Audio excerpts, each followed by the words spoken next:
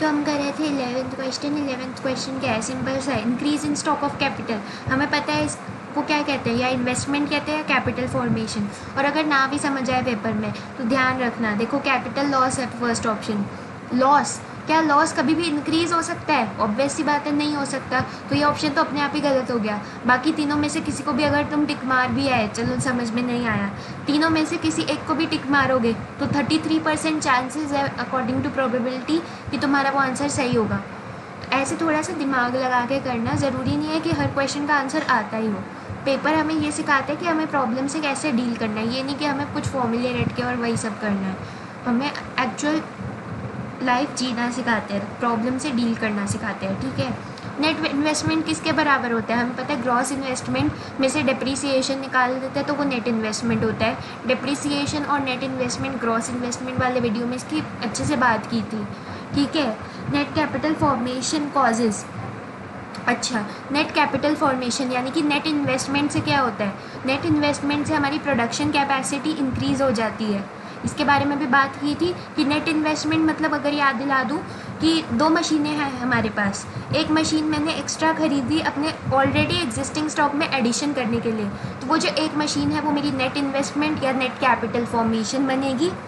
और वो जो नेट इन्वेस्टमेंट है उससे क्या होता है, मेरे पास एक एक्स्ट्रा मशीन आ गई, एक्स्ट्रा मशीन आने से मेरी प्रोडक्शन कैपेसिटी बढ़ गई, ठीक है।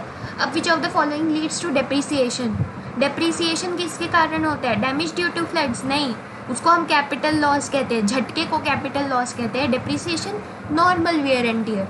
Damages due to market crash? Market crash क्या है? झटका, एक्सपेक्ट नहीं किया था। डेप्रिसिएशन एक्सपेक्टेड होता है, नॉर्मल वेयर एंड टियर, ठीक है। Unexpected obsolescence, unexpected obsolescence again unexpected. Change in demand, expected है, हमें पता है डिमांड चेंज होनी ही होनी है। टेक्नोलॉजी में चेंज, पता है एक्सपेक्टेड है, चेंज होनी ही होनी है। नेचुरल कैलामिटीज़ होती है अनएक्सपेक्टेड, ठीक है। Expected obsolescence, natural calamities expected नहीं होती।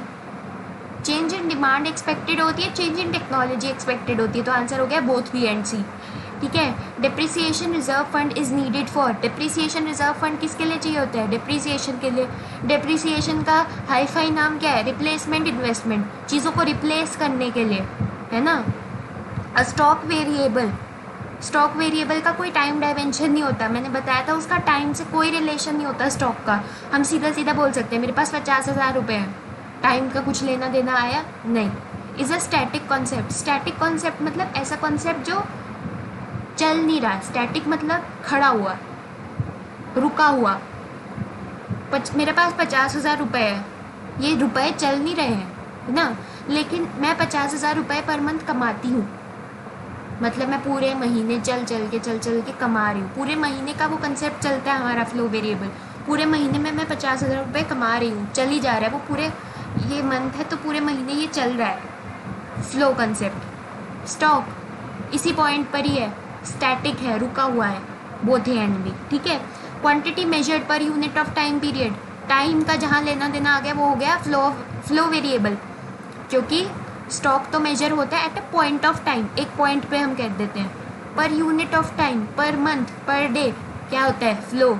इनकम ऑफ फैमिली बताई थी, इनकम क्या है? फ्लो। जब हमने एग्जाम्पल्स डिस्कस किए थे, है ना, तो ये बात डिस्कस करी थी, एग्जाम्पल्स जब डिस्कस किए थे स्टॉक और फ्लो के, तो इनकम क्या बताई थी? इनकम फ्लो है, क्योंकि इनकम ऐसे नहीं कहते मैं 5,000 रुपये कमाती हूँ, ऐसे नहीं कहते 5,000 रुपये पर मंथ कमाती हूँ, क्योंकि 5,000 रुपये कब कमाती हूँ उसमें बड़ा फ़र्क पड़ता है। 5,000 रुपये पर घंटे कमाती हूँ तो बहुत अमीर हूँ, 5,000 रुपये पर मंथ कमाती हूँ तो नॉर्मल मिडिल क्लास, 5,000 रुपये एक साल में कमाती हूँ तो बहुत गरीब हूँ। समझ पा रहे हो बात को?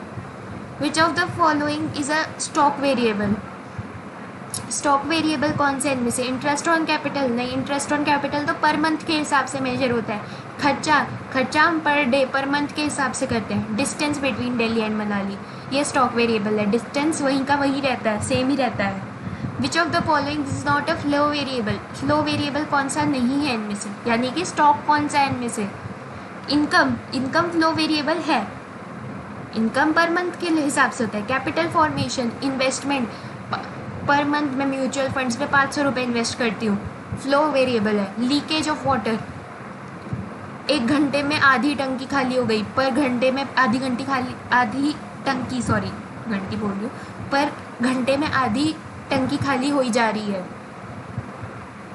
फ्लो वेरिएबल है। ऐसे नहीं बोलते कि इस मोमेंट पर 2 बूंदें निकल गई हैं, ऐसे बोलते हैं आधे घंटे में आधी टंकी खाली हो गई, इतना पानी लीक कर रहा है, ऐसे बोलते हैं ना। Supply of money flow variable नहीं है। सप्लाई ऑफ मनी यानी कि लोगों के पास कितना पैसा है देश में, फ्लो नहीं है। इस वक्त पे हम मेजर कर सकते हैं। A car running between Delhi and Agra at a speed of 120 kilometre per hour. Speed का भी एग्जाम्पल बताया था। स्पीड क्या है हमारा, फ्लो वेरिएबल है बस। स्पीड इस मोमेंट पे मेजर नहीं करते। स्पीड कैसे कहते हैं, 120 किलोमीटर पर आवर, मतलब 1 घंटे में वो 120 किलोमीटर कवर कर रही है। इस मोमेंट की बात नहीं करते हम, 1 घंटे में वो 120 किलोमीटर कवर कर रही है। फ्लो वेरिएबल है, ठीक है।